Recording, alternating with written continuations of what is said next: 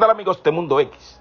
El día de hoy les traemos la historia de un bichote de la vieja guardia, que a pesar de ser un asesino y mantener a toda Toa Baja y Toa Alta al borde de la locura con los asesinatos de sus sicarios, que mataban a diestra y siniestra, siempre que caía preso misteriosamente conseguía la libertad. Hablamos del bichote que se había propuesto la meta de invadir Bayamón y eliminar a los líderes de esa zona, los menores de Bayamón, a pesar de él ser de la misma ganga. Hablamos de Felipe Narváez, mejor conocido por el alias de Gavilán. Viví por mi pensar y por mi manera de actuar. Todo lo que quería yo mismo lo tenía que alcanzar y fui escalando. Y esto más me estaba gustando, hasta que sin darme cuenta yo me convertí en un capo, conocido por todo el bloque, querido y respetado. Lo que atreví en inconforme, pero vaya, hay que superarlo. La admiración de mi familia, que no sabía en cuáles pasos mi... El bichote de la vieja escuela, Felipe Narváez, mejor conocido en el mundo de Lampa como Gavilán, quien mantenía desesperados a los moradores de Toa Alta, en Puerto Rico.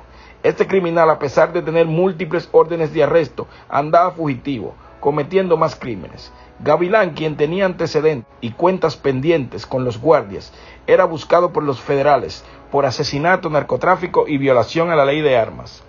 Varias órdenes más fueron emitidas junto a la de Gavilán por la División de Investigaciones contra el Crimen Organizado y Narcotráfico, las cuales pertenecían a Jorge Andújar Ortiz, alias Hito, y otro delincuente, Ángel Valentín Narváez, alias Junito. Las autoridades de Puerto Rico luchan contra estos delincuentes para llevar la paz a Toa Alta, la cual les fue arrebatada por esta poderosa ganga. Esta ganga, la cual obedece a las órdenes de su máximo líder, Gavilán, tenía el mismo infierno desatado en Toa Alta. Raymond López Nieves fue asesinado en el año 2001 a balazos. Gavilán, Hito y Junito formaban un trío infernal y actuaban a sus anchas en el sector Villa del Río del barrio Bucarabones del municipio de Toa Alta. Ellos no trabajaban solo, cometiendo sus crímenes, porque tenían mano amiga de personas de la comunidad que trabajaban para ellos como informantes, los cuales siempre que se complicaban los ayudaban para que siguieran manteniendo el control de la zona.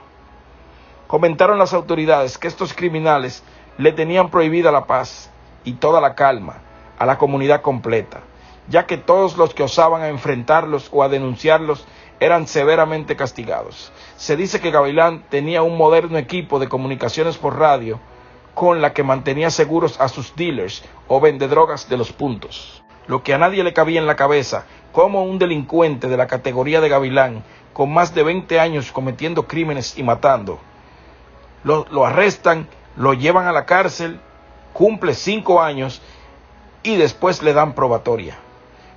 Conociendo los federales su historial delictivo, pues en ese momento de su prisión ha estado delinquiendo más y privando de la vida a más personas que antes de ser arrestado. Gavilán no daba de baja a la gente por su propia mano, sino que mandaba, él solo era el autor intelectual de los crímenes. Por lo general mandaba a Junito, quien es su hermano, a cometer el crimen. Gavilán además usaba la extorsión para cobrar un impuesto a los demás puntos de drogas, supuestamente con el alegato de brindarle protección. Cuando veía que el otro punto vendía más que el de él, mandaba a tumbar al dueño para sacarlo de circulación y quedarse con el negocio, y supuestamente entrenaba a su hijo para que se hiciera cargo con el negocio cuando él se retirara e hiciera lo mismo que él. Gavilán controlaba los puntos de venta de drogas de Toa Alta y Toa Baja en Puerto Rico y se encontraba en guerra porque quería adueñarse de Bayamón completo, pero a la fuerza, dando de baja a los dueños de los otros puntos y robándole el negocio. Se dice que Gavilán fue quien ordenó que secuestraran al burro, quien fuese su sicario tiempo atrás. Lo mandó a secuestrar con su sicario Lázaro en una guagua Ford Excursion negra equipada hasta los dientes, que le llamaban la fúnebre, pues en ella era que asesinaban al que le tocaba. Luego cambiaron para otro vehículo, ya que esa otra se empezó a correr el chisme de que era la fúnebre, y cambiaron para una Nissan Murano color rojo. Gavilán, como sabía de todas sus fechorías, mandó a la mujer en un avión rumbo a la Florida a vivir con su sobrino, miembro de la organización criminal, a su mansión en Orlando.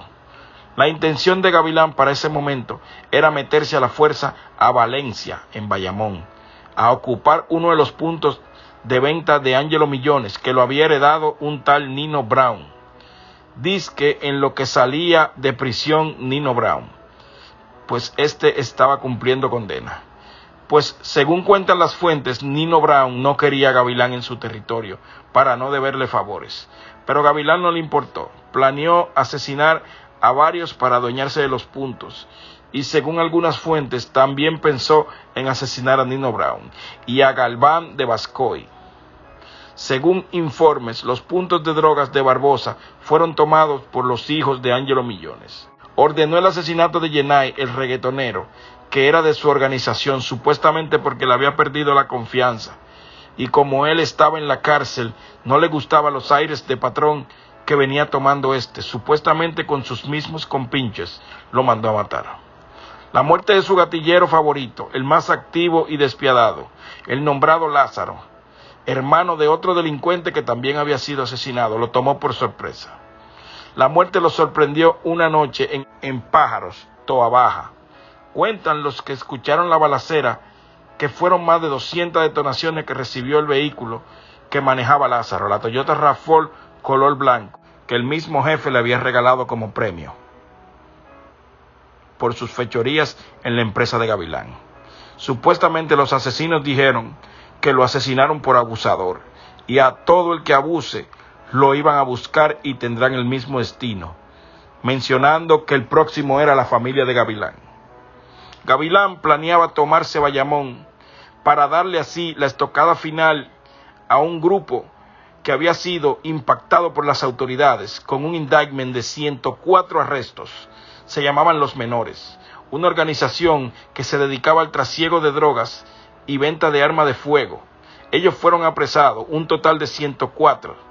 Las autoridades entendían que eran los causantes de todo el desastre que había en Bayamón luego de la caída de Angelo Millones y los grandes líderes. Gavilán y su organización pudo obtener el control de Toa Baja, Cataño, Naranjito, Comerío, Corozal, aparte de vender drogas y asesinar a sus rivales. Esto es Mundo X. Si te gustó el video, no olvides darle like, compartirlo y suscribirte. Este tema está dedicado para tantas personas confinadas que hay, tantos dominicanos, boricuas que están vivos, pero no estarán mal con sus seres queridos.